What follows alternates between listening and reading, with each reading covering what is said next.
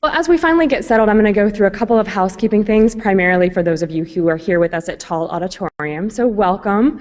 Thank you for coming, especially so early this morning. I'm glad to welcome you to the Child Welfare Legal Academy. For those of you I don't yet know, my name is Melissa Carter, and I'm the director of the Barton Child Law and Policy Center.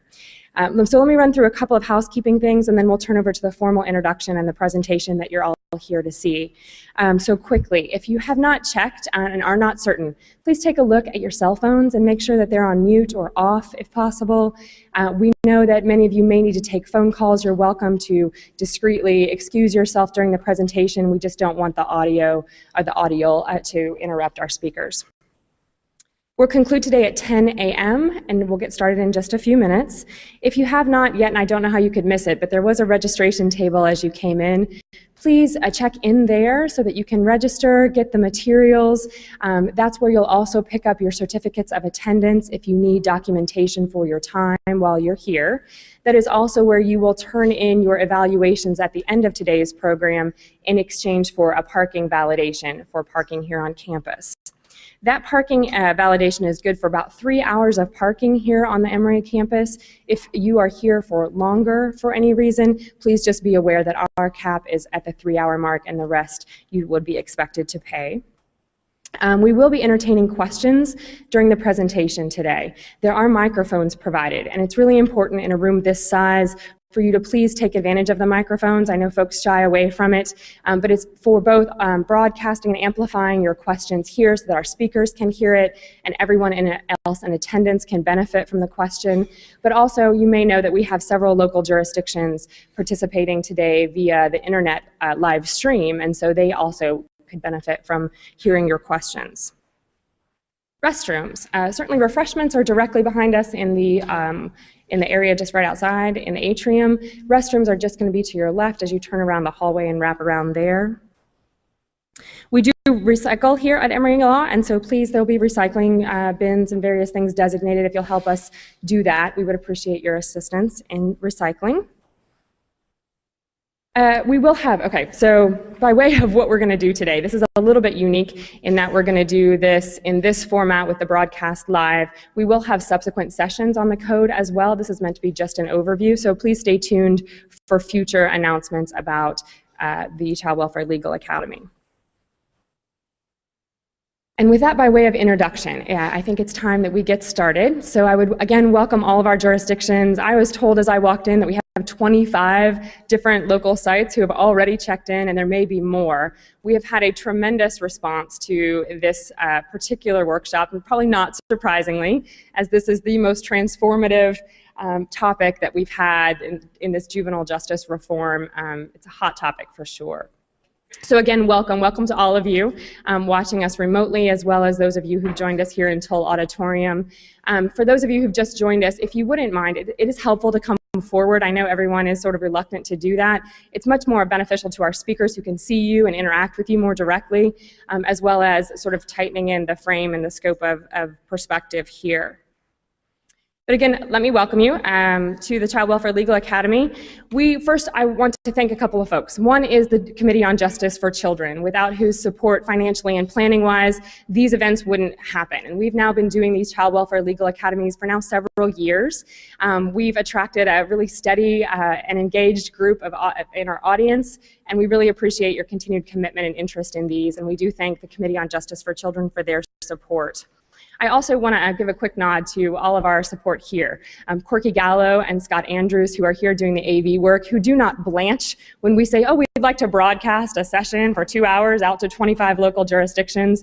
They make it really easy for us, and we really appreciate their support, as well as that of Michelle Papato and Melinda Banks, who I'm certainly grateful for in our office. They provide all of our support and keep the wheels greased in all that we do, and you've met them when they came in. So I just wanted to quickly thank everyone there. With us today, as we explored this idea of doing a set of workshops on the juvenile code, the way that we're going to design it is today to kick off this session with an overview of the Juvenile Code, talking about the highlights in a comprehensive kind of view. Going forward, we will have specific workshops, future Child Welfare Legal Academy sessions that focus on the specific jurisdictional areas. So we intend to have one on the dependency section, on the delinquency section, and so forth. So again, stay tuned.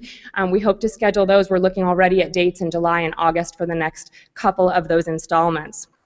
But as we thought about who should be presenting on these topics, and we really had the great benefit of knowing that we have a group of lawyers in our state who are certified child welfare legal specialists, certified by the National Association of Counsel for Children and the American Bar Association as having particular skill and expertise in these areas, particularly on the child welfare side of our practice. And those folks have really wanted to engage in the training and the capacity building around the code as we move from passage of the legislation into an implementation phase where everyone really needs to appreciate what changes were made and struggle with how to apply those changes and make the behavior and practice changes that are necessary. And so I'm really so grateful because this, even though we have tremendous speakers and they always do a ton of work, you can imagine that the volume of work to prepare for this particular session was immense. And so I really appreciate how enthusiastically our two speakers today agreed to do this. With us today are child welfare legal specialists Jen Carreras and Ashley Wilcott. I'm not going to take up more time. They agreed to let me forego their bios, but they are provided for you in the materials, and I encourage you to take a look just at how experienced these folks are. But with that by way of introduction, I do want to turn over the program and get to the meat of it. Again, we invite your questions. I think the design of this will be that as we conclude each section, we will have questions about that section. So as they are occurring to you, feel free to jot them down and then join us at the microphones when there's time for that, for a break for that. We will have a break about midway through too. I'll ask you all to signal when that's sort of most natural in your presentation. And then finally, I just ask for everyone to engage with us continually in a conversation about what implementation of this code looks like. This is one of many and one of the first of many conversations that will need to happen with a number of different audiences to really think about how these changes apply to practice and to struggle with those implementation issues. And so we don't presume to have all the answers. We are really pleased, though, to help facilitate a conversation and engage you all and your expertise and your knowledge and your observations about this code so that we can make sure and harness its transformative potential for our children and families. So thank you very much, and please join me in welcoming Ashley and Jen.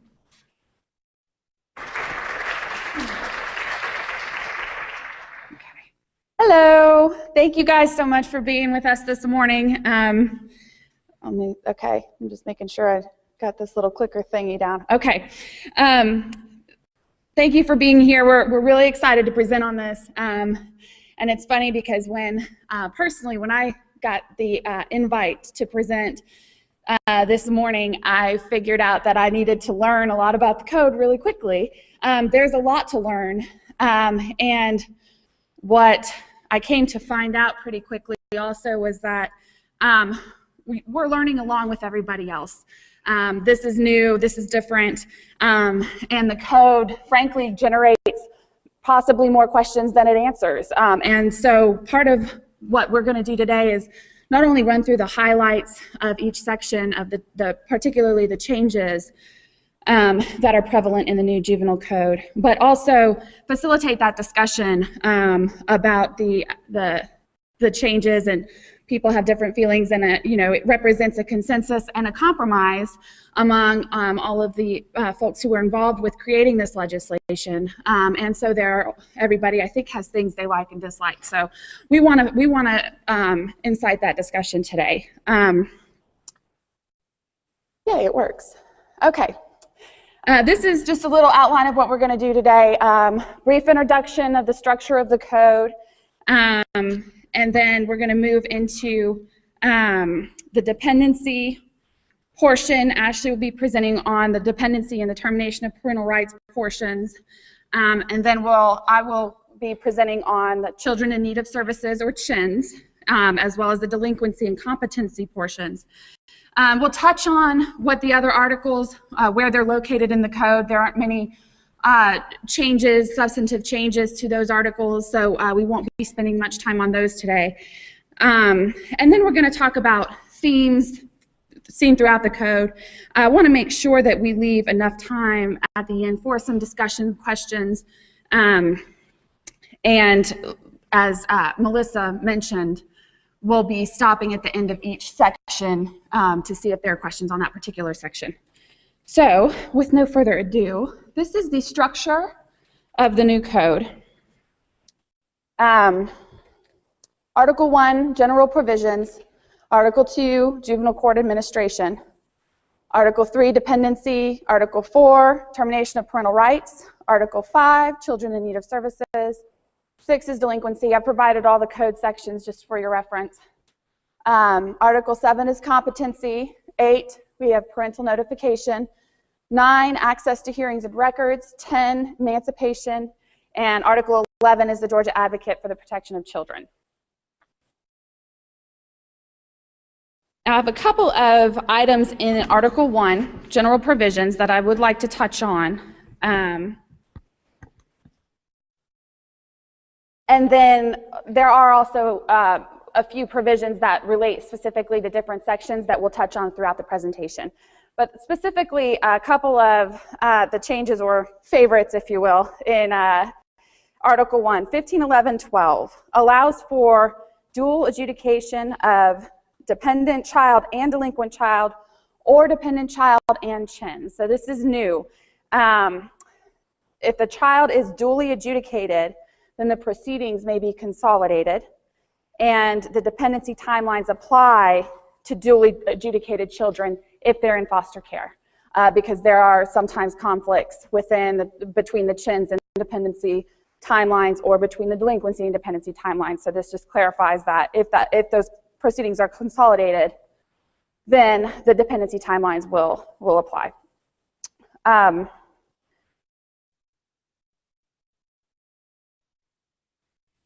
Okay, this is one in the general provisions that is one of my personal favorites as a child advocate attorney, but I think this is also very controversial and interesting change in the code that actually resonates throughout the code. But this is that no admission, confession, or incriminating information obtained from a child during any screening, assessment, evaluation, or treatment undertaken in conjunction with proceedings under this chapter shall be admitted into evidence at adjudication when the child is accused, except as impeachment or rebuttal. So essentially when there are pre-adjudication evaluations, screenings, anything of that nature, assessments, I assume to protect the integrity of those assessments and evaluations, the statements made by the child cannot be used against the child at adjudication. It can be used then on disposition for dispositional purposes. Also does leave the door open for impeachment and rebuttal, which I suspect will probably be the way that a lot of this will make it in at adjudication. But the interesting thing about this provision is it's in the general provisions, but as you'll see later, it's also specifically noted in the CHIN's article and in delinquency. So it's reiterated, which just kind of shows the importance of this concept to this new code. Those are a couple of the general provisions, and now I'm actually going to turn it over to Ashley. Good morning. Let's just jump right into it. I'm going to move backwards for just a minute. One of the things that I think that I've discussed with some of the judges I practiced before is that the implementation and interpretation of this code is going to be key, because a lot of it can be argued to go different ways or mean different things. And so one of the suggestions is, if you are commonly in a particular circuit or court, you may want to speak with your court and other stakeholders about how to implement and interpret some of these things that are a little controversial at this time. I'm going to go backwards for a minute, and as a way of example, you see that the dependency timelines will apply. So if you have a child that's consolidated as CHINs and a dependent child, you'll note when we get into the CHINs code sections that those orders can last up to 2 years. Well, one change to dependent children is that the orders do not expire. So if it's consolidated, which timelines apply? Dependency timelines apply, it says, but does that mean that the order never expires for a Chin's case? So you may have to file a motion for modification. You may have to review it before the end of 2 years and figure out which timeline applies in that particular scenario. So again, subject to interpretation. That's just something that has to be worked through in your particular court. Let me go the other way. Here we go. I'm going to set forth some basic facts so that we can discuss the new provisions of the dependency code and how it applies to particular facts or vice versa. Very basic. I don't want to debate the facts today, but this will give us an idea of which direction to go. So assume, for argument's sake, that we have a 17 and 16-year-old in the same home alleged to be abused. There is an alleged religious caring of medical needs, so not by a hospital, but by religious means and methods. The father of these two children that live in the home is a registered sex offender on the registry, and shelter care has been issued placing emergency custody of both children with the department. So that's kind of the facts that we're going to start with as we move through this. So the first change I'd like to bring up, and let me just state that I am not going in the order of the dependency code. Instead, what I am doing is bringing out the order that may happen chronologically in time with a dependent child, and then at the end we'll do some of the other code sections. So given those facts, 1511-132, this now provides for what I would call verbal shelter care. That is, you can seek an oral order from the court, specifically under the code, to remove the children from the home. So let's assume in this case it was done, and it was a circumstance in which it was the middle of the night. Call the judge or call the court designee, get the shelter care order. 1511-132 provides that the next step is you have to have a sworn complaint or an affidavit filed the next business day. You also have to follow up with a written shelter care order. So those items need to be done under the new code section. Now let's talk about, okay, there's allegations of abuse. Now let's say specifically some of the other allegations regarding our fact pattern with the 17-year-old and 6-year-old are that there's emotional abuse of both children and perhaps sexual exploitation. Well, if you're going to work on this case under the new code section, it's important to note, just as the prior code section, 1511-2 has definitions. They now define specifically different types of abuse. One change, it specifically defines emotional abuse, acts or omissions causing mental injury, and you have to have evidence of that mental injury. Sexual exploitation, if that was one of the facts in this case. Prostitution, sexually explicit conduct. Prenatal abuse is a definition that's now included in the code, and it specifically is chronic or severe use of alcohol or unlawful use of any controlled substance resulting in withdrawal or harmful effects. So I would just point out it's important to refer to I keep doing that. We all know it's Title 15.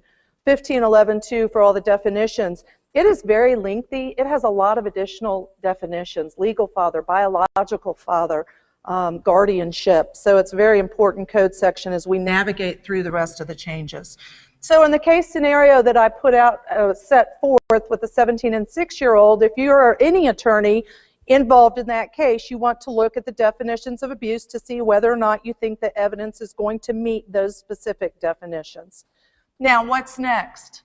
We will have what's called a preliminary protective hearing. I point this out because it's a change in lingo. The 72-hour hearing is now called the preliminary protective hearing, and that's under 1511-102. Same time frame, it's within 72 hours. Other change in lingo, so to speak. It can be followed by a petition for dependency, a dependency adjudication hearing, a dependency dispositional hearing. So children are now dependent, not deprived. Dependency hearings, not deprivation hearings. Now let's talk about, in the fact scenario, religious means for healing. This is defined and set forth in 1511-107. The important thing to note about this is, let's assume in our scenario that you have gotten to court and you have disproved all the allegations, and the only remaining allegations, there's been no sexual exploitation and the evidence is clear, none of that. The only allegation that remains is that these parents use religious methods to treat the medical condition of their children. Not life-threatening. Not life-threatening conditions, but others. Does that make these children dependent? Not necessarily under this code section. This specifically provides that using religious non-medical needs for healing, there's a typo, that should be for healing, shall not be the sole basis for considering his or her child to be dependent, provided, however, it's not a life-threatening situation or when the condition will result in serious disability. So it does have those exceptions. 15, 11, 19. Before I go to that, let me just say, the child is a party. 15-11-2, child is a party. It's interesting to note, though, that as a party, you do not, or the child does not have to be served with a summons unless the child's 14 or over. But the child's still considered a party. And I will tell you, I'll often refer to me or what I have to do because I am a Special Assistant Attorney General, so I'm accustomed to representing the department. So it may be when you hear what I'm saying, it's from that perspective. Under 15-11-19, the court has the discretion under the new code to exclude the child from the hearing. They do have to find that it's in the child's best interests not to be present. If they make that determination, can the court also say, attorney for child, you cannot be at the hearing? No. The child's attorney cannot be excluded from the hearing, which is important to note. Child has a right to an attorney, 15-11-103.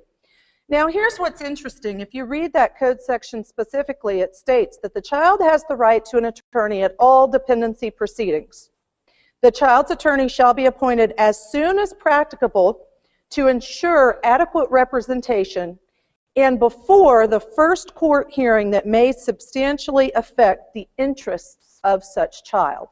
So it begs the question, is the preliminary protective hearing, which occurs within 72 hours, a hearing which substantially affects the interests of the child?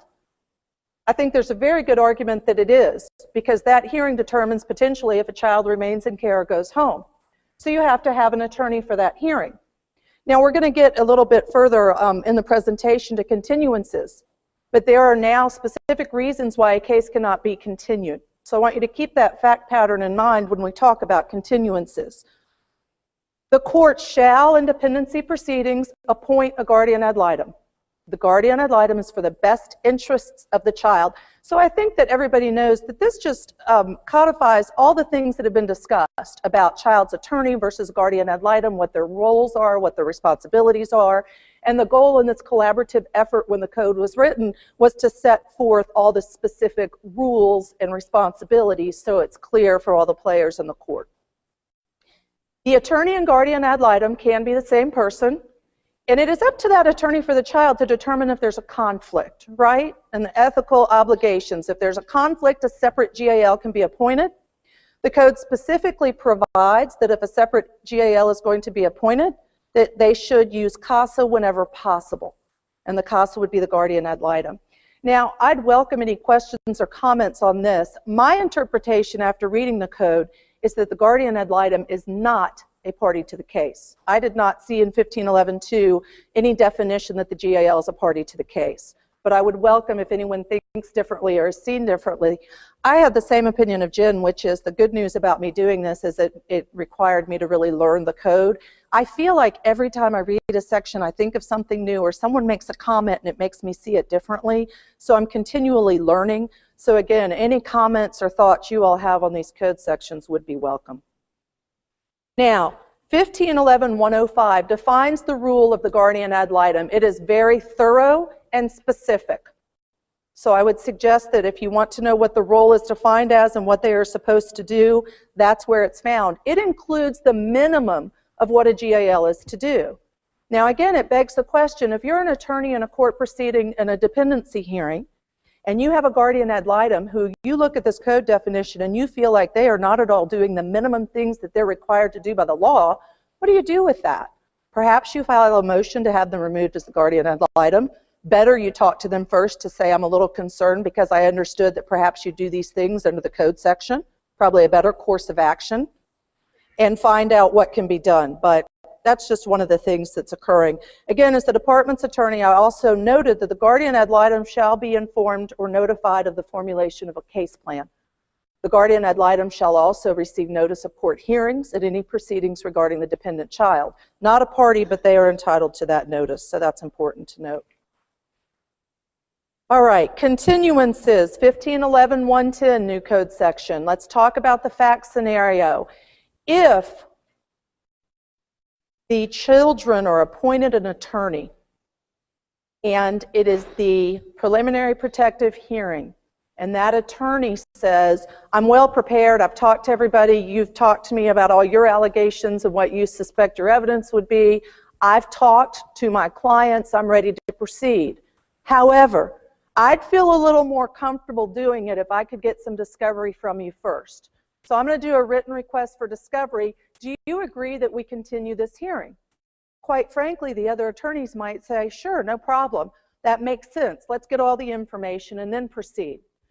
Under the new code section, that may not be appropriate grounds to continue the case, because continuances shall only be granted upon a showing of good cause and only for that period of time necessary. And in C of that section, it specifically provides that a stipulation among the attorneys does not constitute good cause in and of itself. The need for discovery shall not constitute good cause in and of itself. So if you all reach that agreement, that's not going to be good enough to get a continuance. The only way the court is going to continue it is if the court finds evidence of a showing of good cause. And if you do ask for a continuance, the facts which show good cause must be entered in the court record. So it's not something you could go in the judge's chambers, talk about, and decide. It has to be in the court's record, the specific facts as to why it's good cause for the continuance to be granted. And again, the goal is, every circuit's different, but there are obvious reasons that there can be a lot of continuances that delays permanency for these children. The goal, and one of the goals and themes, is to really prevent the delay in permanency for these specific children, dependent children, and that can help accomplish it to limit continuances. Visitation, this is new, this is a change. Visits between our 17-year-old and our 6-year-old and the father and mother shall be unsupervised. There is a presumption that those visits will be unsupervised unless the court finds that it is not in the children's best interest. Now, that's subjective. How can you determine whether or not it's in the best interest for these children to have unsupervised or supervised visits? You better be prepared to present what evidence you need to if you're going to request that it be supervised, because you're going to have to convince the court that that's better in their best interests. Any questions at this point? I know we're kind of flying through it. There are a lot of changes. Yes, ma'am, in the back. Do they need a microphone, Melissa? Okay. I'm just going to kind of break there. Hey, Trini.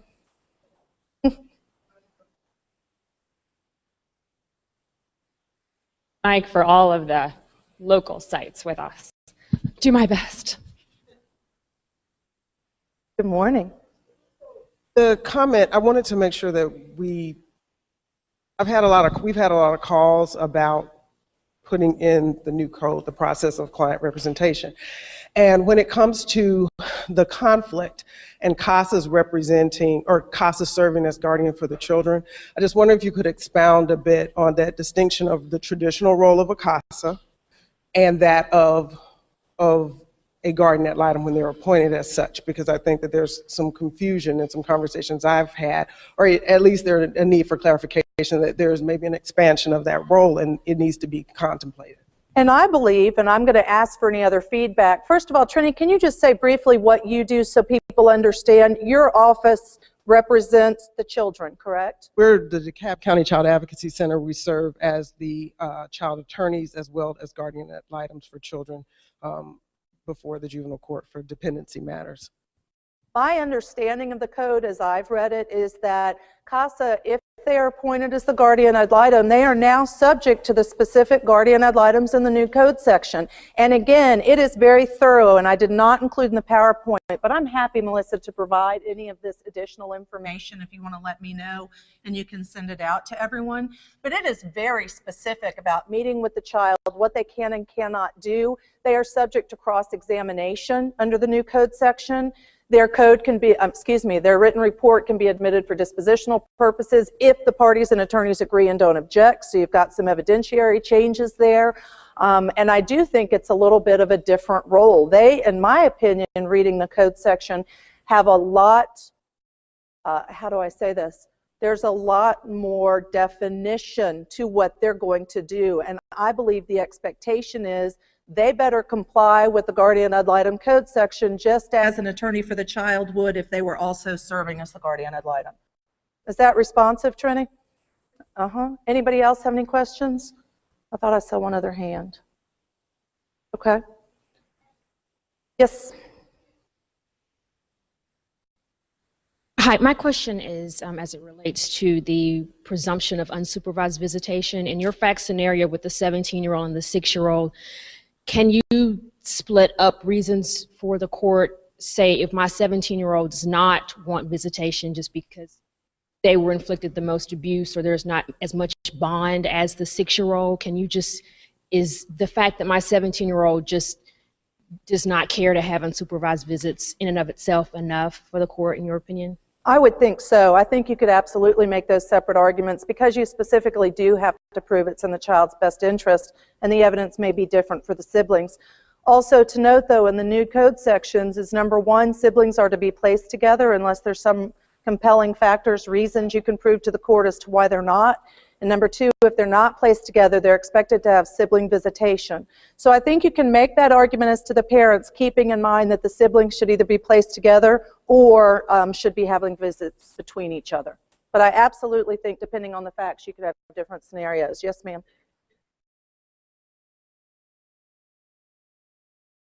I'm not sure how it is in other counties, but basically in our courtrooms, and I'm in DeKalb, when there is unsupervised visits or when we're ready to transition, in most cases, the department does go to look at the home just to, do a walkthrough, because typically they're going to occur in the home. And with this presumption, I'm looking at it, what I'm seeing is 72-hour hearing, we found PC, and, parents should start visiting with their kids as soon as possible. Does DFACS need to still go look at the home like right after that? Can I still have that requirement of somebody going to look at that home? I think that that's subject to interpretation. My position would be you cannot ask that children go to a parent's home if you don't know whether or not it's safe physically, etc., for the children. So I think there's a very valid argument. Until we look at that home more thoroughly, we cannot recommend, perhaps on behalf of the department, unsupervised visits in that home. I think there's creative arguments, though. It may not yet be appropriate to do it in the home, but it can be at a park, it can be at a public place, it can be at a relative's home that's already been considered. But I think that argument can be made that there has to be a home evaluation of the home. It's going to be up to the court to determine what's best for where the unsupervised visits are going to occur. And that's one of the things that's not addressed. There's a presumption for unsupervised. Where are those going to be? Depends on the facts in your court and your arguments, I think. Okay, I'm going to move on a little bit just to address some of the Ashley, other... I'm sorry to interrupt you, but I just wanted to announce, because I neglected to earlier, a couple of things. One is to acknowledge my understanding that the department is certainly looking at all of their policy in light of the new code. That's one of those implementation areas, domains, that certainly is going to require a lot of work. So I sort of would just put a pin in some of those questions about what might change for the department. I can't speak on their behalf, but I certainly know they are diligently reviewing their policy in that respect, in all respects. Otherwise, I wanted to announce quickly that for particularly our local remote sites, we do have an email address set up. It was posted to the bartoncenter.net website. In case you didn't see it, however, you can email your questions to juvenilecode.emory@gmail.com. That's for our local sites, so because they're not able to interact with us on a two-way sort of interaction, we're going to capture those questions. We're going to address them if we have time today. If we do not have time, we're going to take the questions here as well as those that might be submitted through that email address and provide responses to them and post them online so that we can hopefully have an ongoing conversation and some iterative work around this. So again, if you want to email us at juvenilecode.emory@gmail.com, we'll try to address those questions from our local sites too. Thank you for letting me. Yes, thank you. Next, discovery, new, 1511-170. It's called access to records. It is discovery. Generally, in all dependency cases, upon written request to the person having custody or control, documents must be produced. And that includes generally, and it's defined fully in this code section, but witness information, statements of witnesses, scientific reports, drug screens, photos, police reports that are contained, captured within the initial allegations and covered by, that incident relates to the specific initial allegations. That's all information that upon written request shall be produced. There are some pieces of information that will require a court order or written consent, and that's outlined specifically, but generally, again, generally, it includes psychologicals, school records, medical records, and we all know, given confidentiality of records, HIPAA, etc., there's some reasons for that specific rule. Now, you can also do a request for reciprocal discovery. These requests for discovery, reciprocal discovery, shall be complied with promptly, not later than 5 days after the request is received. You have 5 days to produce your records, or 72 hours prior to any hearing. Unless somebody makes a request 3 days before the hearing, you can't get it to them, obviously, within 72 hours. So if the request is made late, then it's not the 72 hours prior to rule. If a party requests discovery fewer than 48 hours before a hearing, the discovery response shall be produced in a timely manner. What's a timely manner? That's going to be subject to interpretation and eventually case law. We all know, right? So in our case scenario, assume that we have gotten through the preliminary protective hearing and these two children, 17 and 6, have remained in the department's custody. The time frames have not changed. So within 5 days a petition is filed, within 10 days from that date, you're going to have a formal hearing, which is now called the dependency adjudication hearing, right? And the attorney, an attorney in a case, it doesn't matter which one, files a written motion for discovery because they want psychological evaluations that have already been done in medical records. And they file that 72 hours before the hearing. Consequently, you may not get all of that information before the already scheduled hearing. If that's the only reason you want to request a continuance, is it going to be granted? Most likely not. It's a little scary. The reason for discovery really is to get all the information to adequately represent your client. But in some particular cases, it may not be grounds to continue for you to have that information. Now, if you can perhaps show that those documents are drastically going to affect the outcome of the hearing, maybe you can make an argument that that's good cause. It's an argument to be made for the court to determine. There are reasons the court can deny discovery. That is also specifically set out in 1511-170. And there are specific reasons why a court can deny discovery, and you have to meet those criteria. Yes?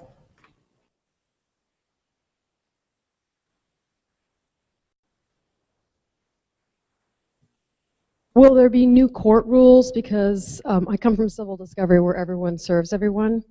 And in juvenile court, I serve and no one else seems to serve. And I probably don't even need to because they're like, well, it goes to the department. And I'm a parent attorney.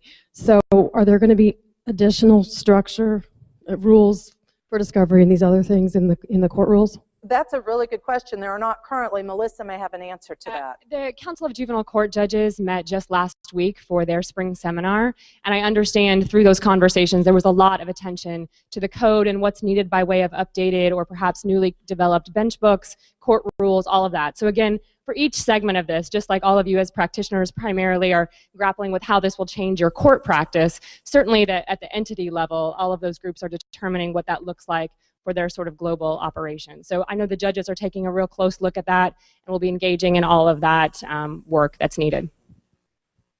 And one thing that I did not include, and I meant to, it was my error, and again, I'll just email it, is the new code section specifically defines children's best interests and the factors that a court shall determine to decide if something is in a child's best interests. I noted throughout the code section it's no longer best interest, it's interests.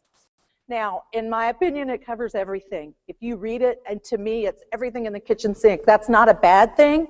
It just means there are a lot of factors the court should consider in determining whether or not something is in the children's best interests. So be aware of that definition as well. Now, reasonable efforts. This code in 1511-202F specifically gives facts for the court's consideration in determining whether or not the department has made reasonable efforts. They will look to see whether the efforts made were relevant to the safety and protection of the child, adequate to meet the needs of the child and his or her family, culturally and logistically appropriate, available and accessible, consistent and timely, and realistic under the circumstances. Now, if the court finds that perhaps one of these 6 things were not done adequately, does that mean no reasonable efforts? I think there's an argument to be made that doesn't mean no reasonable efforts. It means that perhaps we need to work on that item.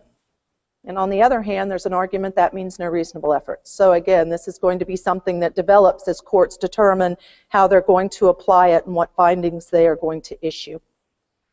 1511-203, there are 2 new reasons for a court to make a no reasonable efforts necessary finding. And this is to incorporate the federal requirement. So in these 2 circumstances, in addition to the ones that already existed in our code, reasonable efforts to reunify are not required. It's when a parent's been convicted of rape, sodomy, aggravated sodomy, etc., of the alleged dependent child or another child of the parent. Or when the parent is required to register as a sex offender and that preservation of a parent-child relationship is not in the child's best interests.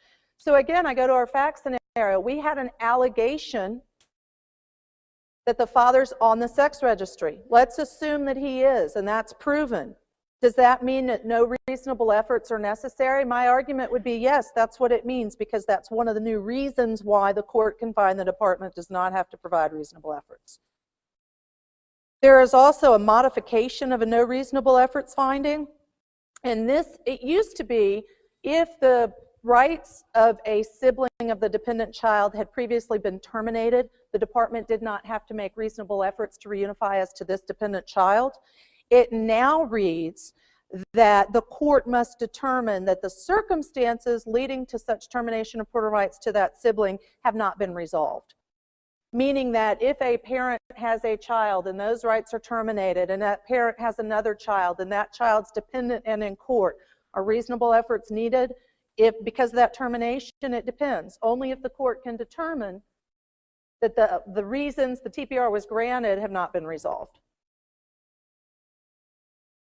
Mediation, this is newly added. The court may refer a case to mediation at any time during dependency proceedings. Once a court refers a case to mediation, it may stay the proceeding. It doesn't necessarily, but I think you have to ask your court. If it's referred for mediation, Your Honor, does that stay the proceedings in this particular case? You need clarification from the court. Then the mediation shall be scheduled within 30 days. That can be extended for another 30 days by court order. Either party may withdraw from or terminate mediation at any point in the dependency proceedings. They have that option and ability. Now, a mediation agreement must be approved by a court, and if anyone's going to argue that it shouldn't be, there must be a hearing, and the court must find by clear and convincing evidence that the agreement would not be in the best interest of the child or children. And again, the best interest factors that the court has to go through and find and set forth are set out in the new code section.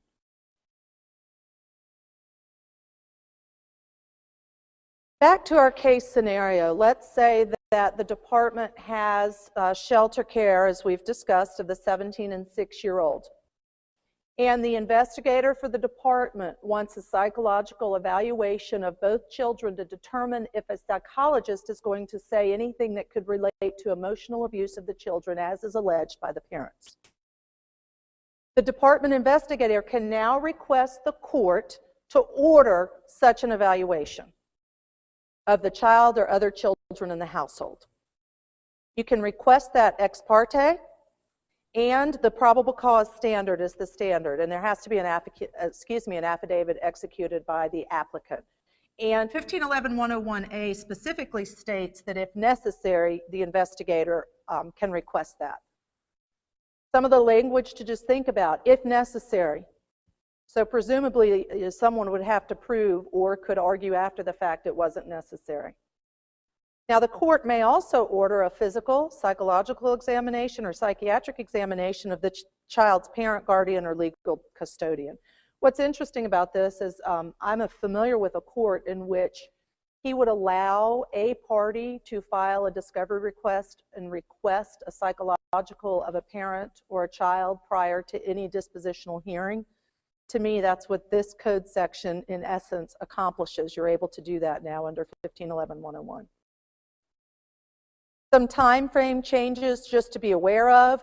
Judicial reviews, and I think I see Judge Crawford out there if the lighting isn't so bright that that's not who that is.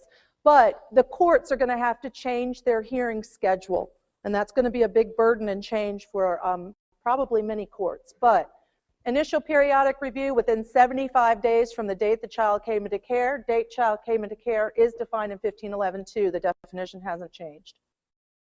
An additional periodic review shall be had 4 months from the 75 days. So you're going to have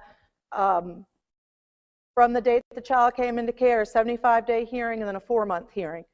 And that's going to be in addition to the normal adjudicator, let's see, the dependency adjudication and the dependency dispositional hearing that occur before the judicial review ideally. Now, 1511-102E talks about permanency planning hearings. Now, the 6-year-old in our scenario is under 7. So that means that the court shall have a permanency planning hearing for that child no later than 9 months after the child's considered to have come into foster care. It's typically 12 months. 7 and older, 12 months. 6 or under 7 is going to be at 9 months.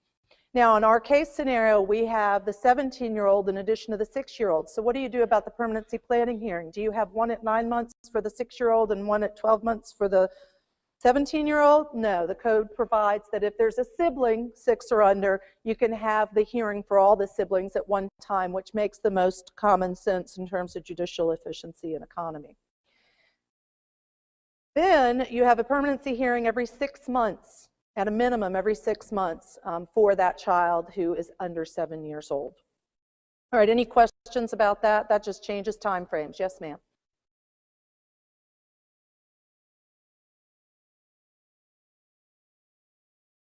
That would mean we would have to schedule a judicial review and not just leave it up to the citizen panel review. Well, on judicial reviews, they can still be held by the citizen panel review. However, you just need to ensure that those citizen panel reviews are within 75 days of the date the child came into care. And I don't know how they schedule them, and it's different in different circuits and judicial areas. Permanency planning hearings can no longer be heard by citizen panel reviews. So those specifically must be heard by the court, not by panels. So again, those are some big logistics for the courts to handle, and that's why I suggest perhaps talking to your courts about how all of this is going to be implemented. Make some big changes with those items. Yes? Quick question. The date the child comes into care with the oral or electronic orders, would it be from that date or the next date and the date of the written order? My interpretation of the code section is you must have a court order, so it's the date that it's court ordered that the child is in the custody and is a dependent child. So I would argue it's the date of the actual order, but that may be subject to interpretation. Melissa, do you have any comments on that? So that's what I would take to mean. All right, you all have been patient. We're almost through with dependency. Juvenile court jurisdiction after the sibling turns 18, the 17-year-old turns 18, he signs himself back into care, he's still in the department's custody. Does the juvenile court have any jurisdiction? Used to be absolutely not. Now they do, but it's limited and it's specific. The juvenile court retains jurisdiction if the child's remain in foster care after they turn 18, or if the child's receiving independent living services from the department after the child's 18th. And the jurisdiction is limited to be for the purpose of reviewing the status of the child and the services being provided to the child as a result of the child's independent living plan. And I'm assuming that the reason that this became part of the new code is because a lot of kids remain in the department's custody. Maybe I shouldn't say a lot. We all know of children who remain in the department's custody after 18, sign themselves back into care. And I believe that there was concern about there's no judicial oversight. Nobody knows if they're getting services, where they are, what they're doing, what's being provided to them. So I believe that may be the reason that some of this was included in the new code. A few additional changes to the dependency code just to be aware of. No expiration date for temporary custody orders. So that endures until a contrary order is made or the purpose of the order is fulfilled. So somebody's going to be filing a motion if they want the dependency order to end. 1511-214. 1511-230 is the one that eliminates the option for citizen panel reviews to have permanency hearings. Again, they can do judicial reviews, not permanency hearings. Permanency plan hearings, 1511-232. I refer you to that to see the court has to make very specific findings of fact, and a lot of them. And that's expected to be probably on the record, but certainly in the court order. So just be aware of those things. There are some other probably small additional changes to the code section, but my hope and goal is that that's addressed the majority of the big changes to the dependency code. All right, I'm going to move through to termination of parental rights. 1511-261, in my opinion, is one of the most substantial changes, and that is now when TPR is granted, used to be it terminated all parental rights, correct? Rights of inheritance, all that language is in the court orders, no longer true. After TPR has been granted, the child still has the right to inherit, they can still file a civil suit against their parent, and they can still receive child support from the parents. So guess what? If a parent says, I'm going to consent to TPR because I'm not going to pay any more child support, I'm not going to be responsible for this child anymore, that's not the case. Be careful. Advise them accordingly. Guess what? You're still going to be responsible until the child is adopted. It also preserves a child's legal relationship with their siblings and other relatives after TPR before the child's adopted. 1511-311, one of the grounds or prongs considered in granting TPR is the amount of time that a child has to develop a bond with the child, work a case plan for reunification, provide support. Used to be 12 months. That was pretty common knowledge. Everybody knew 12. It's now 6 months. Again, to make an effort to move the cases along. A child doesn't need to linger and languish in foster care. The permanency plan needs to be developed, efforts made, opportunity given, and then continue to move forward for the child's sake. All of this is focused on the child, so 12 to 6 months. Now, 1511-323. There have been a couple of cases in which some motions have been filed in the state of Georgia to say to a court, we want you to reinstate a parent's rights. We don't want their rights to be terminated anymore because their circumstances have changed. I know from personal knowledge that's an unusual beast. It's been something that is progressive and does encounter some resistance. It's not the norm. It's not something ever provided for by the code section. It is now. If a child's parental rights are terminated and it's been at least 3 years and the child has still not been adopted, a motion can be filed to reinstate parental rights. Now, the court also has to determine that adoption is no longer the permanent plan. So there has to be some other permanent plan for the child. Now, I also wanted to comment that the code definitions now provide, they're really only, this is my interpretation of the code, and I welcome any disagreement or comments. There are really only 3 options now: reunification, permanent guardianship, and adoption. There is no temporary guardianship. There is no 2-year custody order that I see in the new code section. Would you agree with that, Melissa? And the goal is to have permanency for the child, a legal relationship between the guardian or parent and the child. So those are the only options. So I would submit that if you're going to argue we need the parental rights to be reinstated, you better have a different permanent plan proposed. Perhaps there's a relative with whom the child's been placed who never wanted to adopt and they still don't want to adopt, and it's time to say, great, then let's give them permanent guardianship and let the child have a relationship with the parents, whatever the scenario may be. There cannot be voluntary surrenders by a parent to a third party after the TPR is filed. We have all seen it, right? TPR gets filed, parent signs VRs to a third party, a church member. Not a bad thing, but it doesn't happen until this far down the road. They can then adopt the child. Can't do that anymore. And Melissa, I didn't find the specific code section for that. You may be able, I think it's still in the code. I just reviewed it so many times that I've lost it somewhere there. That TPR hearing transcripts are to be produced within 30 days of filing an appeal Unless, It's in there. That we'll make sure and post that along with the questions. I don't have it at my fingertips. thank you. Unless there's just cause for delay. And that just goes to the appeal things. All right, I think that's everything on termination, and we are on to the chins. Any more questions or comments? Yes, ma'am.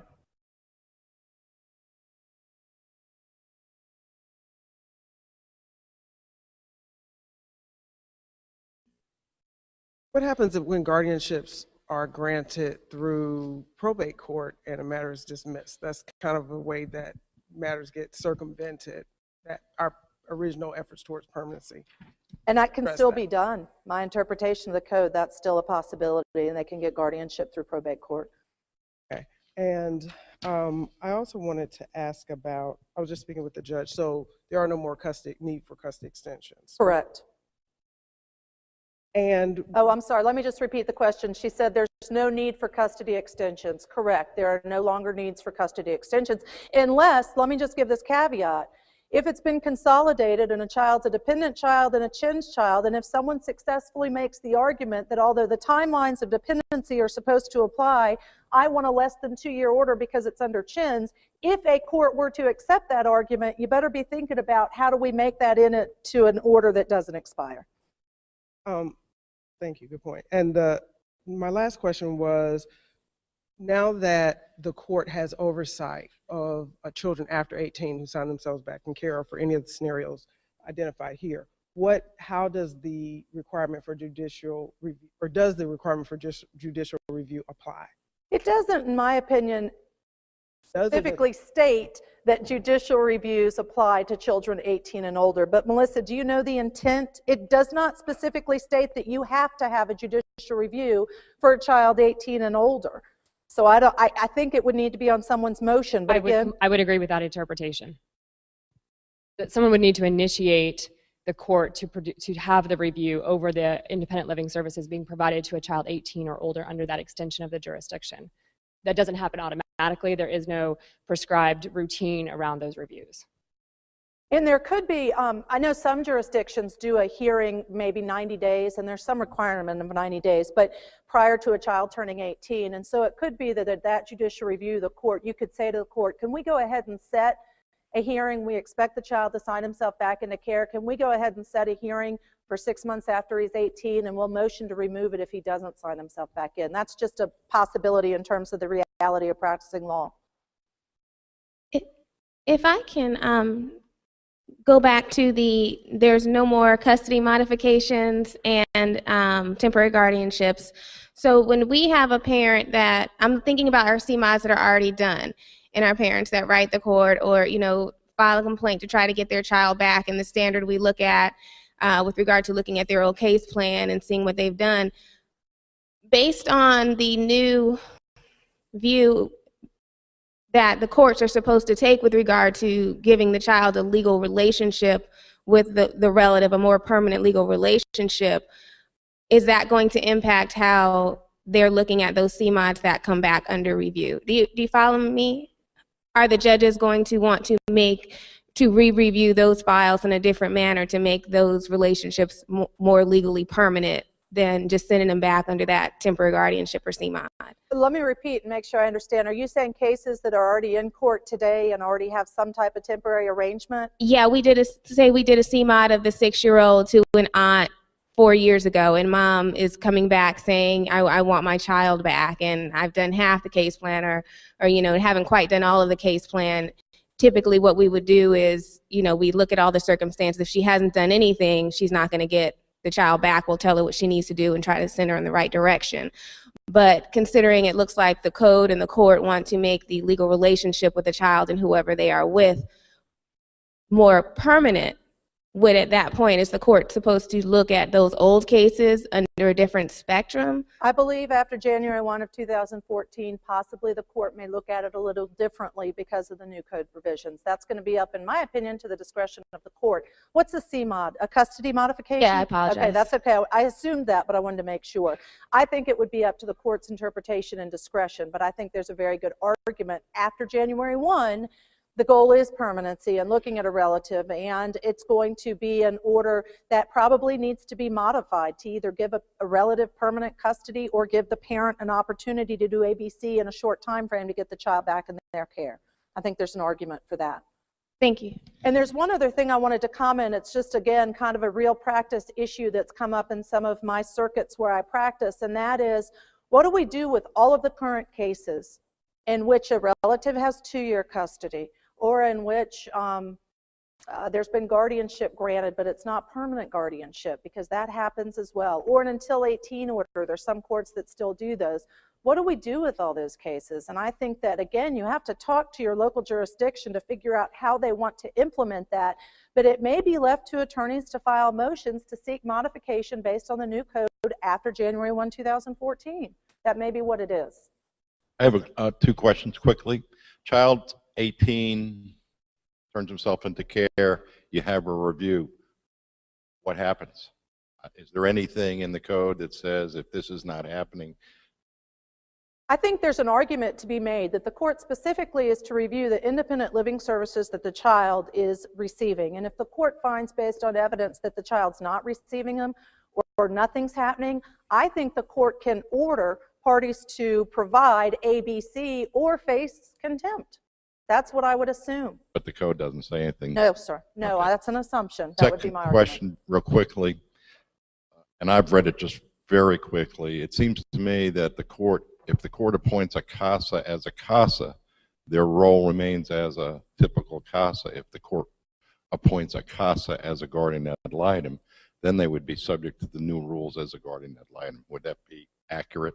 After January 1, 2014, I think if a CASA is appointed, they are appointed specifically as a guardian ad litem. They are no longer appointed as a traditional CASA, which I think Trini's question went to.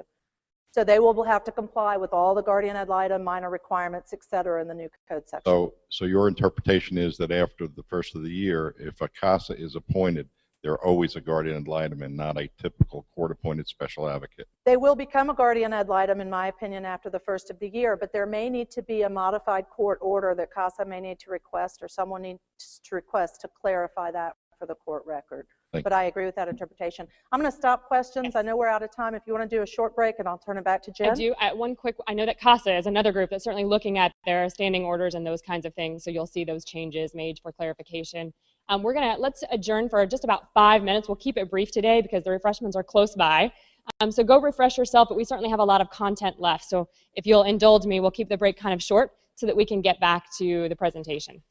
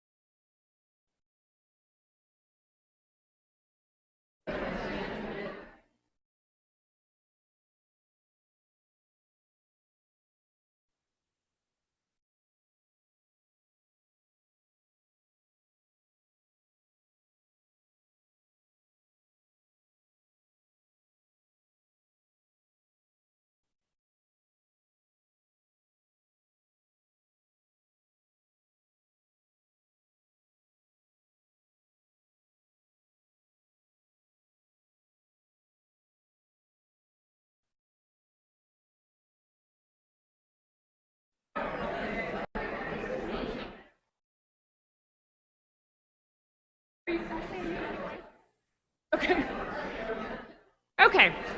I might have allowed you a little more than 5 minutes. We're going to reconvene. I want to start by just accounting for a couple of correspondence that I've gotten over our email and other opportunities for input. So one, just to confirm what we sort of alluded to earlier, the Council of Juvenile Court Judges is definitely working on court rules.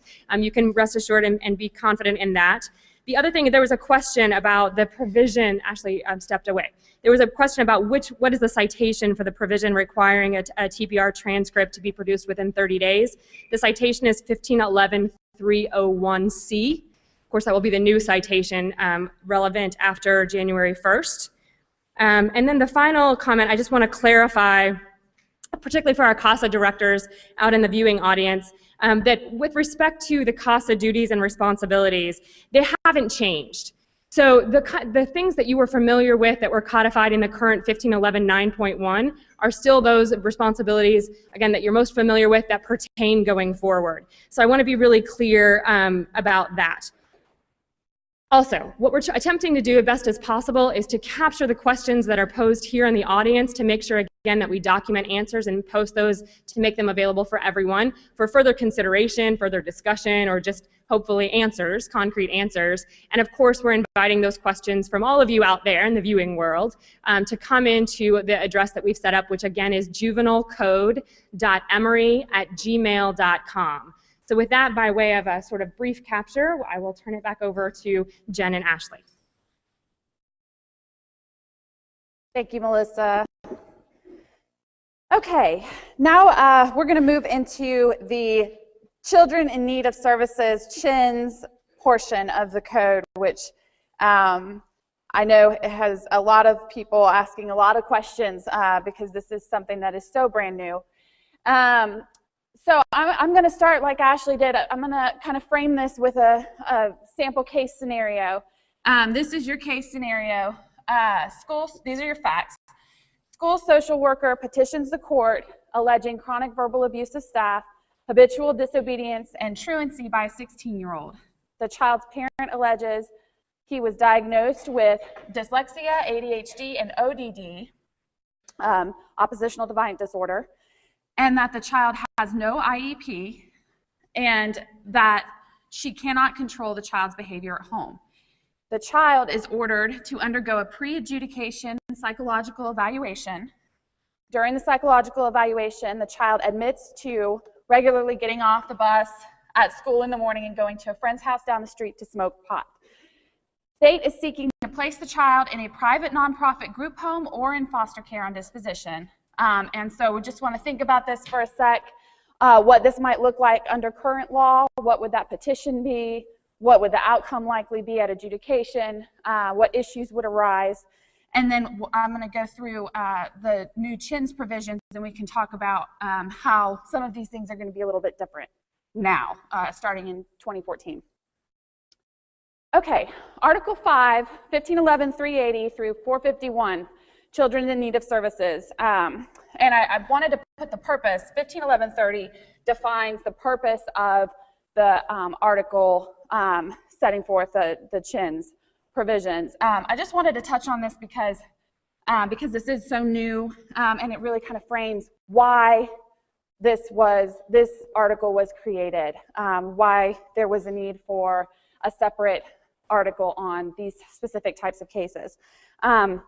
And just to summarize what these purposes state in 1511-30, to acknowledge certain behaviors or conditions occurring with a family or in school environment that indicate a child is experiencing difficulties, to protect the child from the child's own choices or to protect the family's integrity, to make family members aware of the family's problems, to encourage family members to accept responsibility, and to participate in programs ordered by the court.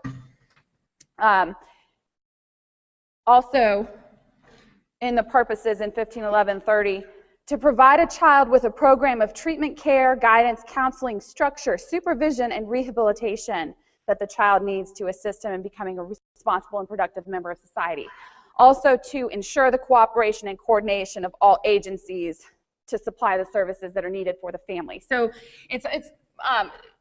to summarize, I just look at this as showing that the purpose is comprehensive, almost the it takes a village to raise a child kind of mentality, that it is this, all agencies, DFACS, the school, DJJ, it's the court, it's the family, everybody is involved in these types of cases to try to remedy the issues that the child is having. Also wanted to include the actual definition of a child in need of services. 1511-2, General Provisions, Article 1, sets forth that a child in need of services is a child, and this is long, you can read this, I think if you have, at least locally, have our print off, and it will be provided to of the PowerPoint.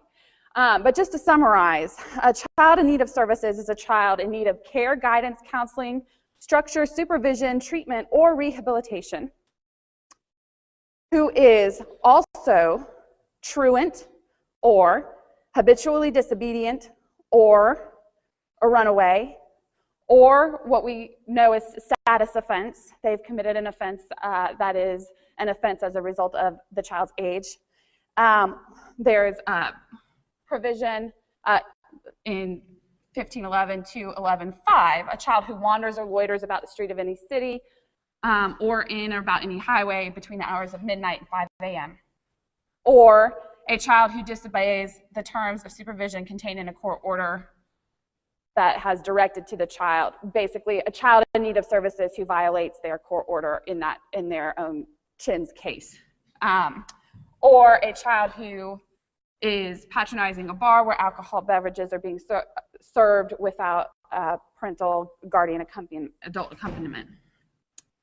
That first, I know that was kind of lengthy, but that first 1511-211-1, or A, I'm sorry, that is probably where most of these cases are going to be captured. I think most of these cases are going to fall under this definition of Chin's. The other definition in B is a child who's committed a delinquent act, but the court finds that the child needs supervision, but not treatment or rehabilitation. So that case can then become a Chin's case. Okay. And I apologize, I just note there is a typo. This is not 511-390, this is 1511-390. A complaint for a child to be named a child in need of services is defined as a complaint alleging, it may be filed by parent, guardian, DFACS, a school official, a law enforcement officer, a guardian ad litem, or an attorney. Note that it cannot be filed by just anyone. It does set forth specific people who are authorized to file a Chin's complaint. And this is an important provision for those of you who have had some experience with status offenses, truancies. A lot of the times the school social workers or other officials from the schools will be filing these complaints and essentially prosecuting in some counties, and it depends on the jurisdiction, but we'll be seeing through those types of cases. Now, those cases fall under the child in needs of services provision. And if a school official is filing, the school has the burden to show from the complaint, from the very beginning, that the school has sought to resolve the problem through available educational approaches, that the school has sought to engage the parent guardian, but the parent or guardian, but the problem remains. And if the child is eligible or suspected to be eligible, which that I think is widely open for interpretation, suspected by whom, suspected when to be eligible for special education services, all of these things I think will have to be worked out at the local levels.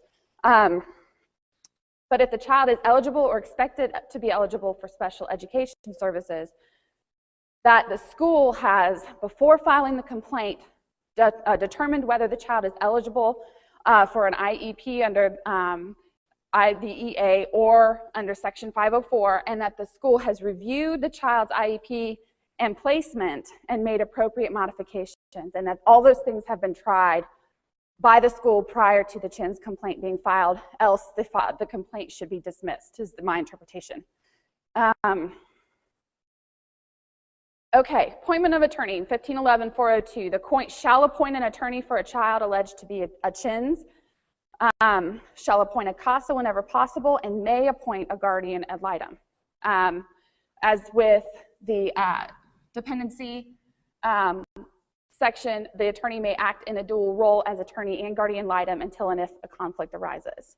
I'm going to hold questions just because we're running a little short on time until we get to the end of this section. Okay, 1511-412. And there's a lot of, when we move through CHINs and the delinquency, we're going to see a lot of new information on detention of CHINs children and of delinquent children, and clarifying when specifically this can occur. So a CHIN's child, a child alleged to be a child in need of services, may be held in a secure or non-secure residential facility until the continuing custody hearing is held, provided that a detention assessment was administered, the child is alleged to be runaway, habitually disobedient, or previously failed to appear at a hearing, and that the child is not held in that facility for more than 24 hours. So essentially, if the child qualifies for this code section, it's basically an emergency custody case, and the child can be held for only 24 hours prior to that continuing custody hearing, which we're getting to. 1511-413, if a child alleged to be a CHIN's is being held in a secure or non-secure residential facility, a continuing custody hearing must be held within 72 hours, otherwise the child shall be released.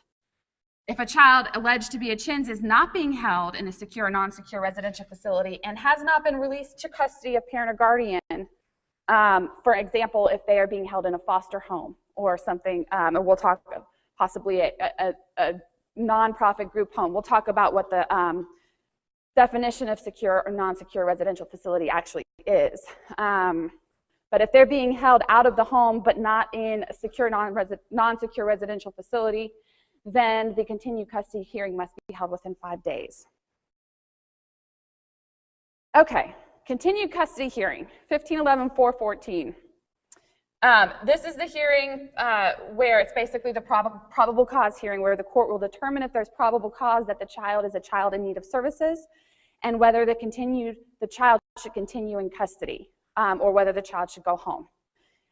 Following the continued custody hearing, the court can keep the child in the secure or non-secure residential facility for no more than 72 hours, and that is in order to allow for transition to another placement if the court found that the child should not go home at that continued custody hearing. The court shall make findings in the continued custody hearing order as to reasonable efforts. I thought this was interesting. This is where you kind of start to see a little bit of hybrid of the dependency and the delinquency stuff going on.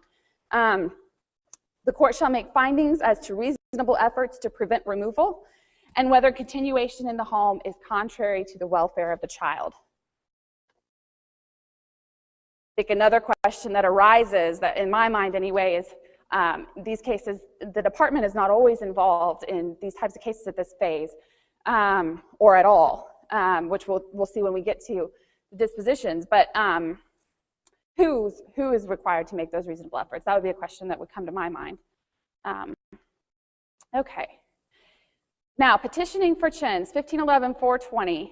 A petition for CHINs may be made by any person who has knowledge of the facts alleged or is informed and believes that such facts are true. Interesting, because the complaint, there's certain officials who are authorized to file the complaint. Petition, anyone who has knowledge of the facts. So it expands when you get to the petition phase, which could, I think, just raises some questions how that's going to actually play out. The school at the petition phase is required to plead the same facts as with the complaint. So were all internal interventions exhausted within the school? Was the parent engaged and the problem still exists? And if there's a question about special education needs, were those properly screened and were proper modifications made. All these things have to be pled again by the school in a petition for CHINS in order for that petition to move forward. Okay, so when we make it to the disposition phase, children in need of services, 1511-442, disposition options. If a child is found to be, by clear and convincing evidence, a child in need of services, based upon the definition, the disposition options include custody to a parent or guardian with or without conditions, probation, unsupervised probation. That's also something new that is available in CHINS and delinquency cases, that a child can be placed on unsupervised probation, which is where there is not active reporting. They're still being supervised by a probation officer, but there aren't active reporting requirements and different conditions that they're having to follow. Community service, restitution, fines, some of the same things that we see now with status offenses, court-approved programs, and then these last two are the ones that I find interesting, and I think these are the ones that I think have caused a lot of attention to the CHINS in different courts throughout the state. Any order authorized for the disposition of a dependent child, and I just wanted to put up there, notice there's no limitation on, no exception to that. Any order authorized for the disposition of a dependent child can also be used on disposition for a CHINS child, which for obviously one of which is the CHINS child can go into the custody of the Department of Family and Children's Services on disposition. To contrast, the last disposition option that I have on this slide is any order authorized for disposition of a delinquent child, except that a CHINS child shall not be placed in a secure or a non-secure residential facility, nor shall such facility accept such child. So I note that I think it's interesting that there is not that limitation of a residential facility on the disposition of a dependent child, because certainly there are residential facilities that are operated by DJJ, there are residential facilities that are operated on behalf of the Department of Family and Children's Services, there are nonprofit residential facilities, there's all kinds of different placements that we're seeing. And so I just wanted to note that the exception that a CHINS child shall not be placed in a secure or non-secure residential facility is only linked to the disposition of a delinquent child. So on that note, I want to clarify the definitions of secure and non-secure residential facility. In Article 1, 1511-2 definitions, a non-secure residential facility means a community residential location operated by or on behalf of the Department of Juvenile Justice and may include group homes, emergency shelters, wilderness, outdoor therapeutic programs, or other facilities that provide 24-hour care in a residential setting. A secure residential facility means a hardware secure residential institution operated by or on behalf of DJJ and shall include a youth development center, regional youth development center, YDC, that our typical kind of vision of incarceration of these children. Okay, so this is what I have for the CHINS. We're going to come back and to the fact pattern. I'm going to run through the delinquency also, but we're going to come back to the fact pattern. Notice in your fact pattern that I have given previously is the child that the state is seeking to place the child in a nonprofit, a private nonprofit group home. That is to note to highlight that this definition of non-secure residential facility specifically says that the facility is operated by or on behalf of the Department of Juvenile Justice. So there have been some concerns that I have heard that the CHINS code section specifically precludes basically any out-of-home placement that is not foster care in group homes. That is not necessarily the case. It depends on what type of resources are available in your jurisdiction. Different counties have different types of resources available, but I think the by or on behalf of DJJ clarification really kind of limits that and doesn't mean that there aren't other resources out there for group home placements and the like. Okay. Do I have questions on CHINs? Wow. Shocking. Oh, okay. Yes.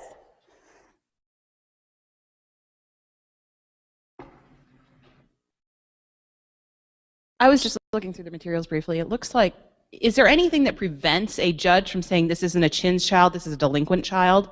Is it if they fall under these actions definitions, they are a CHINS child and not a delinquent child? Because I can see a judge saying that. Well, my answer to that would be that it has to be petitioned as a petition to name a child in need of services, or a petition for delinquency. So I would say, yes, that would be the limitation, that the hearing that would be held would be to determine one or the other. There can, as we noted earlier, there can be some crossover, but that would be, I would say no, that wouldn't necessarily be available because it would have to be petitioned that way. Does that answer?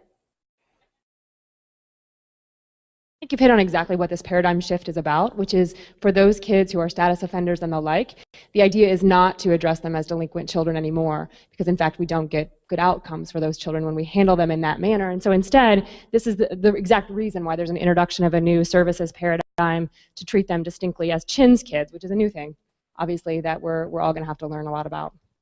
And I think also, just to add to that, is that there are certain offenses that there isn't overlap really between the offenses that are considered to be an offense that causes a child to be in need of services and an offense that is defined as a delinquent offense under our code. So I think the offense in and of itself will define whether it's CHINS or delinquency. Can I just ask a question about the apparent prohibition against sending a CHINS child to any residential facility?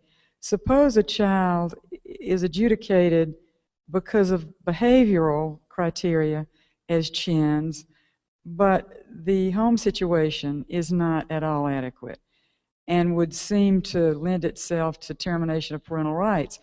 Would you then continue to treat the CHINS child as eligible somehow for residential or group home facilities, or would you change the adjudication to delinquent? You see what I'm saying? Yes, I think that's a great point. What I would say is, I don't think that you would change it to delinquent. I think what would happen in that case, the home is not an appropriate place for the child. Then you have any order authorized for the disposition of a dependent child with no limitation.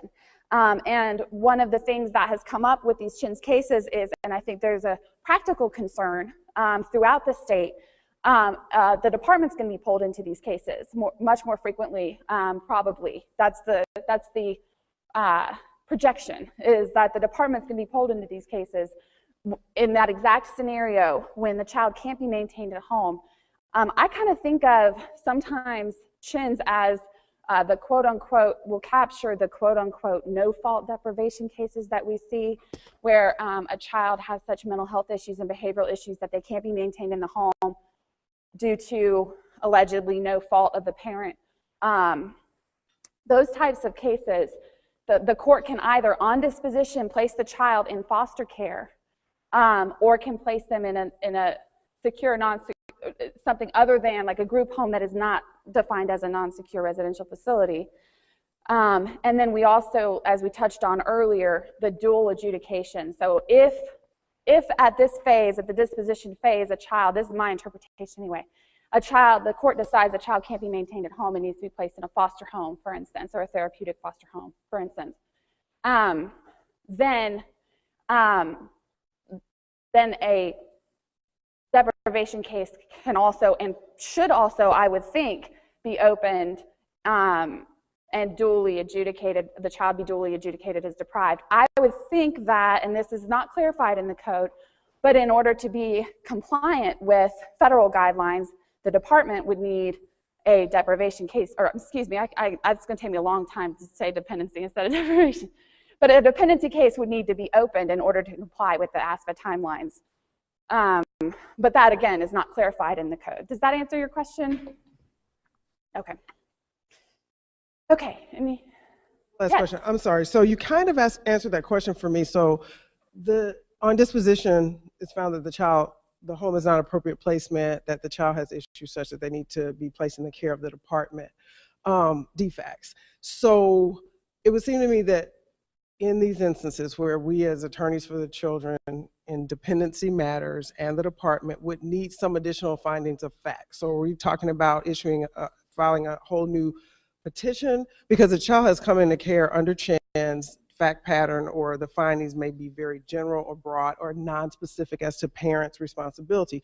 How do you establish a case plan? Do all of those things that you are required to do in a traditional dependency matter? And are we going to end up with a bunch of cases just languishing if we don't really establish some kind of statewide protocol that helps us work through how we on the dependent side back into these cases? Because I could see that happening a lot. Absolutely. Absolutely. And that's a great question. And I think that is not necessarily something clarified in the code, but just my understanding and what I anticipate to happen will be, because I don't know if it's in every county, but this does happen currently in unruly and delinquent cases, where currently, under the current law, in delinquency cases and unruly delinquency cases, a child can be placed in de facto custody on disposition. So this does happen currently. What I see happening is, at that point, then the department receives custody and they essentially treat it like it's coming in as shelter care. And then the department will petition and I'm looking at Ashley because she is, but that the department would then file the complaint and the petition for the dependency side, and then it would move along on that timeline. Now, the way it happens currently then is we have two separate cases, a delinquency case and a deprivation case, that are moving separately. Sometimes courts will schedule the hearings at the same time, but they're still separate cases. Under the new code, those two cases will be able to be combined into one, but as it said, it will operate under the dependency timelines. I do think that anytime they use disposition of dependency and give the department custody, yes, there needs to be a shelter care order, and then the department's in the position of following up, filing the petition. And the shelter care order may not be a shelter care order per se, it may be disposition of Chin's child, but I think that there'll need to be work with the local jurisdiction to ensure that the required language is in that first order, and then it moves from there. That's my guess. Just my last comment about that, though, is if we do that, don't all of the dependency timelines and requirements now aren't they now triggered? So we're still backing in our way into and it then broadens that case back to a dependency case primarily. I would agree. I don't know if everybody could hear that, but I think it backs you. I would agree. I think what she's saying is when that happens on that case, it really kind of turns into, it looks like a dependency case at that point, and it moves forward as what looks like a dependency case. I would completely agree with that. Yes. Okay, quick question. I'm with the Department of Juvenile Justice. So the last bullet on here says that any other delinquent child disposition, which could be potentially commitment to DJJ, a 2-year commitment. Oh, sorry.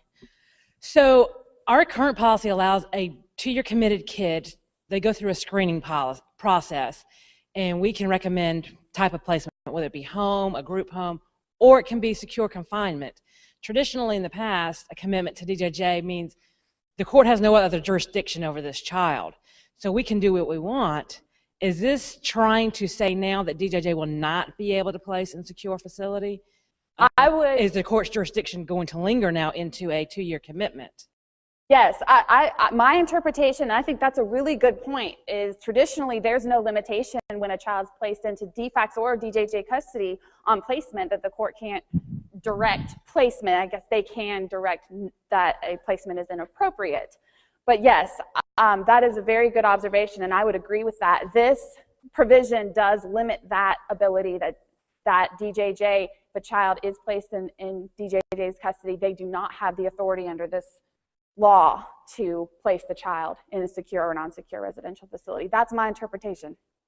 I think that's a great point, and I think that I think that is part of the concerns that have arisen is alternatives, finding alternatives to that. And the purpose of this, going back to the purposes of the Children in Need of Services, is the idea that children who fall under this provision, who have committed the offenses that cause them to fall under this article, that we should be focusing our efforts on treating them in the community, that we should be focusing on efforts on developing the community resources to go into the home if possible and provide the services that are needed to correct the child's, to correct the underlying issues that are causing the child to act out. So, okay, any others? Yes.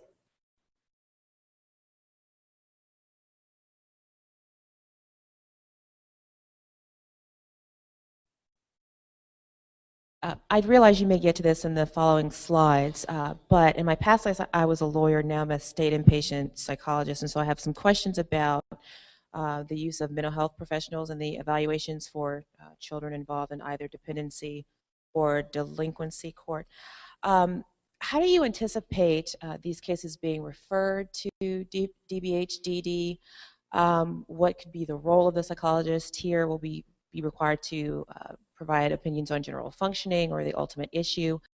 And will DBH-DD be involved in dependency and delinquency, or just both? Because from the code it looks like just the delinquency side. Okay, let me kind of parcel that out a little bit. First of all, is your question about DBH-DD. I think DBH-DD, the Department of Behavioral Health and Developmental Disabilities, will continue to be involved in all types of these cases.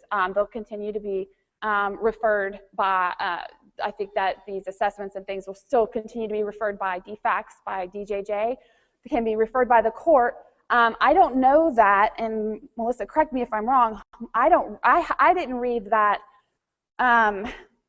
that changed, that process, the referral process changed very much, except that the court is now specifically authorized to refer a child for those services prior to adjudication or prior to a case being opened in the dependency side. But other than that, I don't know that the referral, the referrals I think still will come from the same places. Would that be your assessment as well? Okay. Okay, I've got 5 minutes to get through delinquency. I think I'm gonna, so sorry, hold some questions and then maybe we'll have a minute at the end. But I'm still gonna touch on the delinquency, so let's just move on for now. Okay. Delinquency, Article 6, OCGA 1511-470 through 630. Touch on the highlights. 1511-473, a prosecuting attorney shall conduct delinquency proceedings on behalf of the state. This is new. It has to be a prosecutor, and no one else can petition and follow those cases through. Excuse me. It also clarifies in 1511-474 who the parties are to a case. The alleged delinquent child and the state are the parties to the case. It says specifically a parent or guardian of the alleged delinquent child has the right to notice, the right to be present, and the opportunity to be heard, but it noticeably does not name them as a party. So it specifies that the child and state, in my interpretation, are the only parties to these cases. Right to counsel, 1511-475. Children has a right to counsel at all phases of the proceedings. Child can only waive the right to an attorney. This is new, and this is an interesting one. The child can only waive their own right to an attorney if their liberty is not in jeopardy. The parent cannot waive the child's right to attorney. That's clarified in the code. This code section also grants the child's attorney upon motion to the court, if the child agrees, that the child's attorney can have access to all dependency, school, medical, or mental health records relating to the child. 1511-477, here's a DBH-DD specifically authorized here. 1511-477 says that the court may order a behavioral health evaluation at any time prior to the final disposition order. And this may be conducted either by DBHDD or a private psychologist or psychiatrist. In the case where if a court is looking to place a child who is alleged to have committed a designated felony in restrictive custody, the court must order and consider results of that behavioral health evaluation prior to placing the child on disposition in restrictive custody, unless the child had a behavioral health evaluation within the last 6 months. Okay, this is where this from the general provisions is repeated in the delinquency section. 1511-479, voluntary statements made in the course of intake screening of a child alleged to be or adjudicated as a delinquent child, or in the course of treatment, any evaluation or other related services, anything, shall be inadmissible in any adjudication hearing. Any adjudication hearing, which I think is interesting, not necessarily the one for which they had the evaluation, in which the child is the accused, and it shall not be considered by the court except that it's admissible as rebuttal or impeachment evidence. 1511-480 addresses jeopardy when a child, when jeopardy attaches. When a child enters a denial to a petition, jeopardy attaches when the first witness is sworn at the adjudication. When a child enters an admission to a petition alleging delinquency, jeopardy attaches when the court accepts the admission. And here's another interesting kind of the dependency concept working into the delinquency, 1511-503F. Before entering an order authorizing detention, the court shall determine whether a child's continuation in his or her home is contrary to her welfare, his or her welfare, and whether there are available services that would prevent or eliminate the need for detention. Again, kind of ongoing theme, heightened requirements in order for kids to be detained. Permissible locations of detention, 1511-504 sets out all of the permissible locations of detention. I just pulled out this one interesting section saying that a child 15 or older can be held in an adult detention facility only for up to 6 hours or only for up to 24 hours if the closest secure residential facility is more than 70 miles away. The court has to find that there are certain conditions met, that the child is awaiting a detention hearing, and that it is scheduled within 24 hours, and that there is no acceptable alternative other than placing the child in the adult detention facility, and also that there is adequate separation between the adults and the child. Okay, detention assessment, 1511-505. If an alleged delinquent child is brought before the court or delivered to a secure residential or a non-secure residential facility, the intake officer shall administer a detention assessment to determine if such child should be detained. Detention assessment is actually, just for an FYI, if you look on the DJJ website or if you Google Georgia DJJ detention assessment, there's actually a sample on their website. There is a copy of a detention assessment, just if you wanted to peruse it and see exactly. It's a pretty lengthy document that goes through and determines the need for detention in a specific case. Okay, 1511-511, at arraignment, and this was touched on earlier, if a child's liberty is in jeopardy, the child cannot admit at arraignment unless represented by an attorney. Liberty in jeopardy is very broad, in my opinion, and it can capture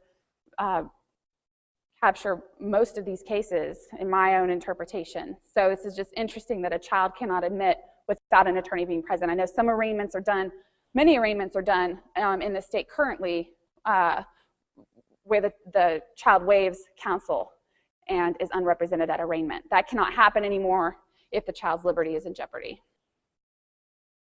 Okay. Sorry, I have here. Okay. Petition for delinquency shall be filed by an attorney. Petition must include whether a child is being charged with a Class A or a Class B designated felony act. I'm going to skip to the Class A and Class B designated felony act because I know we're running low on time. But here, this is a big change in the new code. Designated felonies are now separated into two classes. 1511-2 in Article 1 defines Class A designated felony act, which includes aggravated assault, assault with a deadly weapon that actually results in serious injury, aggravated battery, armed robbery with not involving a firearm, arson in the first degree, attempted murder, hijacking motor vehicle, kidnapping, participating in criminal gang activity, and trafficking of substances. Class B designated felony, that includes aggravated assault or assault with a deadly weapon that did not result in serious injury, arson in the second degree, attempted kidnapping, battery if the victim was a teacher or school personnel, racketeering, robbery, participating in criminal gang activity. There are caveats of different types of that specific criminal gang activity that you can see in the code. That determines whether it's a Class A or Class B, and smash and grab burglary. Now let me go back. When we get to disposition,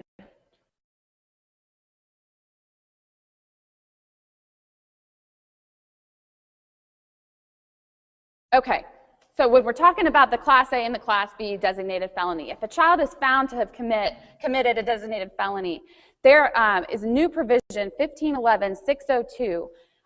This provides greater flexibility to judges for duration of the sanctions that are set forth in designated felony cases.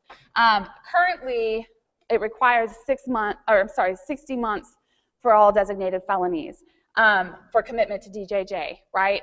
And so under the new code, the court has a lot more discretion. Class A felony is the court is authorized to commit the child to DJJ for up to 60 months. Class B designated felony, the court is authorized to commit the child to DJJ for up to 36 months. There are specific findings that are listed in this code section also that the court must make in order to place the child in restrictive custody. You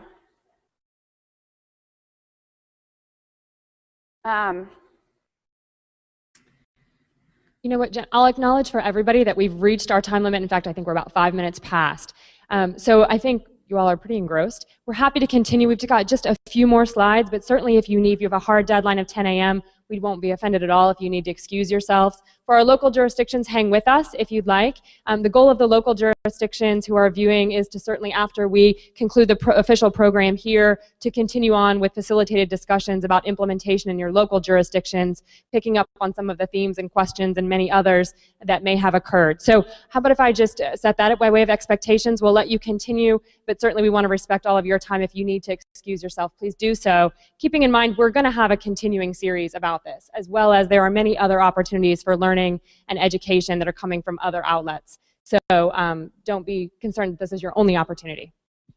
Thank you, Melissa. And I do apologize for going over on our time. I'll kind of scoot through these delinquency. So, okay, on disposition.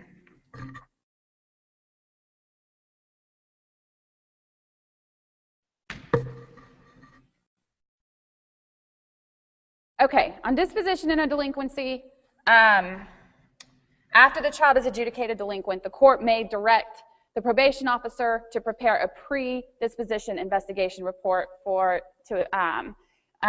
use by the court at disposition. And this code section, actually 1511-590, lists all the requirements of that predisposition report. 1511-601. I'm going to talk about the second bullet point here, because this kind of came up earlier when we were talking about placing a child in DFACS custody. This clarifies that any disposition alternative is available that is available in a dependency case, in a delinquency case, except that a child cannot be placed in the temporary custody of DFACS unless the child is also adjudicated as a dependent child. This is a change from the current law, which authorizes in delinquency cases placement of the child into DFACS custody. This limits the availability of that, and a child has to be adjudicated to be dependent before that is available in a delinquency case. And then at that point, if that does occur, then those cases can be consolidated.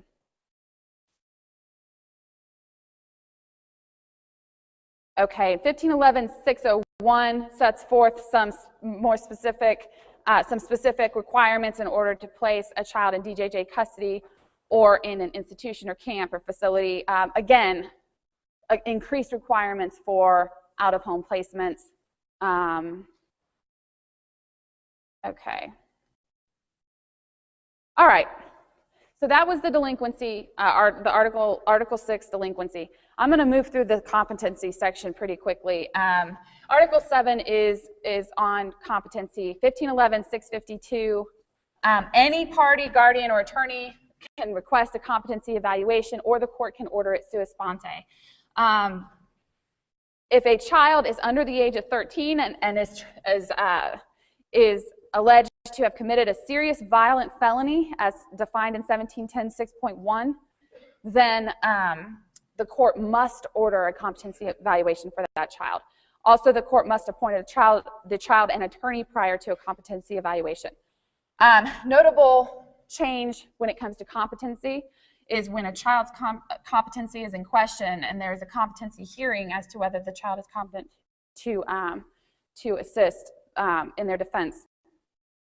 The court will find one if the child is in fact competent or incompetent. If the court finds that the child is incompetent, it has the option of finding whether or not the incompetence may be remediated. And so 1511-656 sets forth that the different routes that the court can take, whether the court finds the child the child's incompetence may be remediated or not. 1511-658 sets forth if the court finds the child is unrestorably incompetent, then the course of action that must be taken. Okay, now I'm back to our case scenario, and I just wanted to touch on this. Okay, so this is the scenario. This really kind of goes on the chins, and I welcome comments on this, thoughts. This is just my thoughts. But when we come back to this case scenario, the school social worker petitions the court alleging chronic verbal abuse of staff, habitual disobedience, truancy by 16-year-old. Currently, that would probably look like the school petitioning for unruly and for truancy. Obviously, now in 2014, this will be a petition for a child to be a child in need of services. Note the allegations of some mental health diagnoses and the fact that the child has no IEP. The question arises under the new code, will the school be able to move forward with this petition, or will it be dismissed? And that's where you would ask the question, did the school meet its 3 obligations as far as providing exhausting internal interventions, involving the parent, and also ensuring that all special education services have been screened and modified or administered appropriately. Also, the child is ordered to undergo the pre-adjudication psychological evaluation, during which he admits to regularly getting off the bus and going to a friend's house to smoke pot. Currently, you'd probably see the psychologist testify at adjudication as to the statements that the child made. In 2014, these statements cannot be entered into evidence at adjudication except on rebuttal or impeachment. And then the last provision, state is seeking to place the child in a private nonprofit group home or foster care and disposition. That was there just to highlight that the difference between, or the definition of a secure or non-secure detention facility, and that this raises the question is, the private nonprofit group home qualify? Is the court going to be able, under the new code, to place the child? I welcome thoughts on that. My interpretation is that a private nonprofit group home is not operated on behalf of DJJ. Therefore, the court would be able to place a CHIN's child there, but there could be other interpretations. It doesn't say specifically. So, any other thoughts or issues that arise under this, or other questions?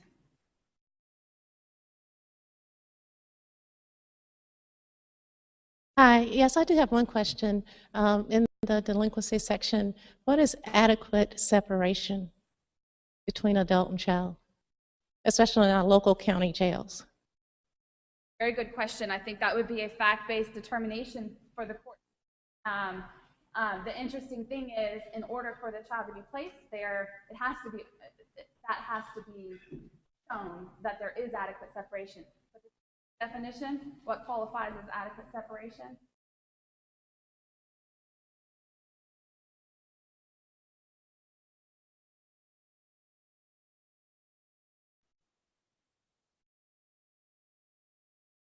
Okay, well, that's all I have. Just listed on there the rest of the articles. We had some themes, which I really touched on. Themes throughout the code: redirection of agency oversight, provision of services, decreased use of secure, non-secure detention facilities, and children's due process rights and ensuring proper advocacy for kids. Those were kind of some themes. I also, throw it out there as other things that you see that kind of resonate throughout the code. That's all we have. So thank you guys so much. Really appreciate you listening and staying over a little bit for us. Really been enjoyable. So. Well, I'm sorry, I didn't mean to rush you by jumping to the stage. Yeah, it is. We have a few kind of sort of minor bits of final business, but it's my highest priority to thank you all. You all can appreciate, and I know the reason you're here is because of this is such a huge volume of new information. It's detailed, it's specific, it's new. And so in many ways it presents a great challenge to master. And so we thank you for helping us start that process. And you've done a tremendous job. And so thank you again. Again, so for those, we'll discontinue the program here for our local jurisdictions. I hope you will engage in the opportunity to continue some local conversations about implementation. I have pages of questions that came in here as well as through our email list. So my commitment to all of you is to capture all of that and reproduce for you the best we can answers to those questions. I'll draw upon the expertise that we have available to us here at the Barton Center and provide answers to those that we will post online at bartoncenter.net near the same information for today's presentation. As usual with our Child Welfare Legal Academies, we have videotaped this session. We will post it online. It should be up in a couple of weeks, allowing us time for editing and otherwise polishing it up to make it available to you, again, with all of the additional content to support your learning around this issue. For today, we'll continue to leave open that email address, juvenilecode.emory@gmail.com, for our live attendees as well as all of you out in the communities. You can submit questions there through the end of today. Just for ease of trying to contain this, we'll close down that email address at the end of today and then sort of assess where we are by way of questions and get started on the business of providing as many answers and as much direction as we can. So thank you all so much for your great attendance, for your interest in this topic. We look forward to seeing you again. We're gonna, again, the next session will be scheduled at some point in July. We need to skip June. There will not be a Child Welfare Legal Academy in June, but we will start up again with another session on the code in July. We intend to have one in August as well. Those dates to be determined and will be advertised to you all through the ways that you normally hear about our activities. So again, thank you all so much and go forward. Have a great day.